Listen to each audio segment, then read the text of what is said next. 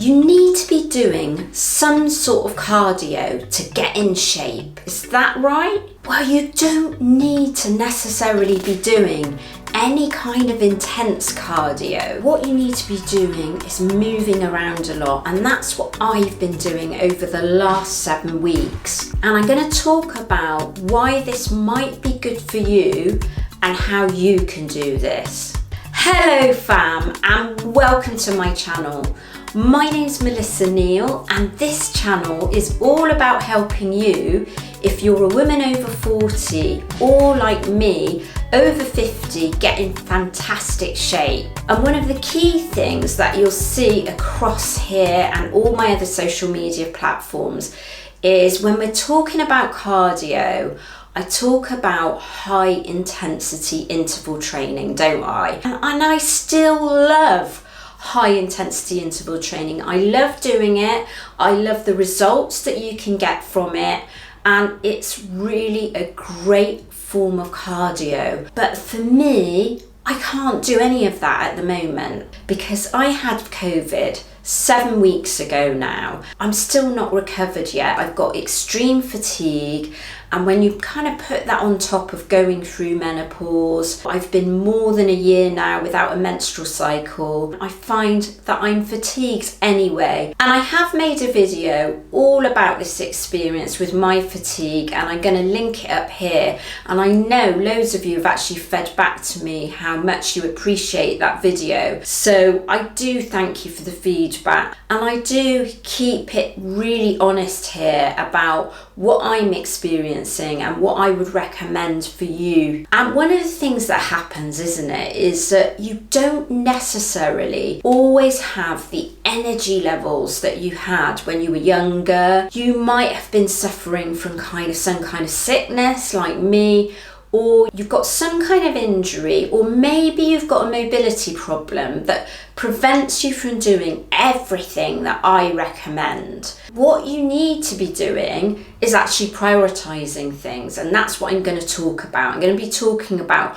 what the priorities are, how you can sort of quit doing any HIIT cardio for the time being, and what you should be doing instead. When we're talking about fat loss for women over 40, the main priority, and this is what I've been doing, so I've been suffering from fatigue. I actually stopped working out altogether, and then when I started working out, I actually started by prioritizing strength training over everything else. Now, I normally strength train 4 times a week. I've been getting in about 3 sessions, which is absolutely fine if that's all you can manage. 3 good sessions is better than no sessions, or even people that have got fibromyalgia or some kind of autoimmune disease, a thyroid problem, Hashimoto's, that kind of thing. For you, maybe twice a week would be optimum. So I've been getting in those 3 good strength training sessions a week. Because I've actually recently started this,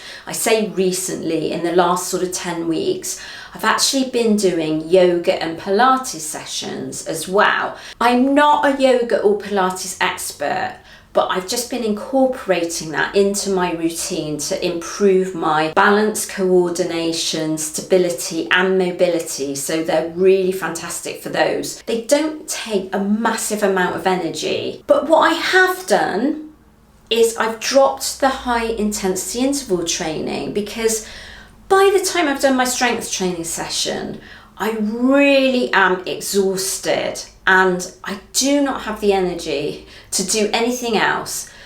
And I got to the point in my life where I'm actually listening to my body, and that's what I would recommend you do. This video is a guide, but for you, it's actually about listening to your body and understanding when you might be pushing your body too far. And so sometimes there's a time to kind of step off the gas. That time's happened for me. Really scale things back. What I've been focusing on is getting 15,000 steps in per day. I've actually made a separate short video about how I do that, but it's pretty easy. The way that I do it is I just tend to walk everywhere, and I probably go for one structured actual walk per day, and the rest is just kind of generally getting the steps in. So what is the benefit of that? It's not really strenuous. I can go at any pace I like. I'm not talking about power walking or trying to get a sweat up and get your heart rate up.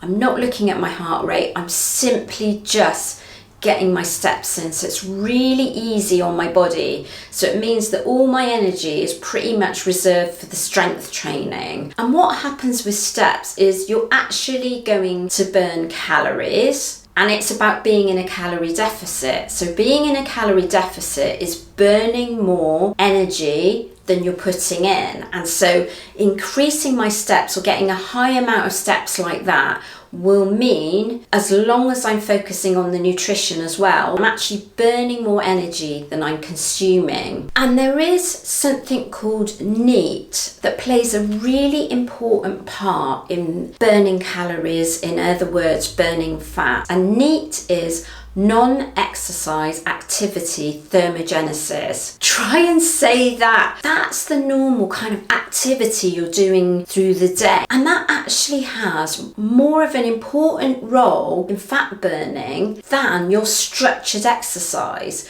So some people, they're kind of really fidgety like this, aren't they? I know my daughter fidgets around like anything, and those sort of people, they'll be using a lot of knee. So that's kind of moving around. It's your general activity through the day, so it doesn't have to be structured exercise. Getting your steps in is a really good way of kind of measuring your knee as well. That's going to really help with your fat burning. So you've got your steps, you've got your walking, and you've got your knee. But it is important that you do the strength training, because strength training is going to help build your metabolism. You need to have really good nutrition in place for this to work. You can't just eat what you like and then think, oh, I'm going to get my steps in and everything's going to be okay.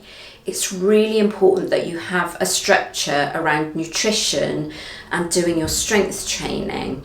And you can do all this yourself, and you can use some of the videos that I've got here on YouTube as a guide to how to do that. But I also run my own programs designed specifically for women over 40, and one of them in particular, which is inside my app called the Strong Women Club, I do a weekly live call where I give advice and tips and answer questions around all the strategies you need to have in place for weight loss at this stage in life. So I've linked those programs here, and I've put a link in the description. And do let me know if you're incorporating walking or steps and how you're getting on with it. I'd love to know, because I find it's a really easy thing to incorporate. You do have to try and build it into your day rather than thinking it's just an add-on and something extra that you've got to do. That's the thing. But of course, it's good for everyone, and including at this stage of life, to be moving around more. So I would highly recommend that you incorporate this. It doesn't have to be 15,000 steps like me. You might want to start off with something manageable like 7,000 steps. And if you're not already doing 7,000 steps, you're going to see an improvement by doing that.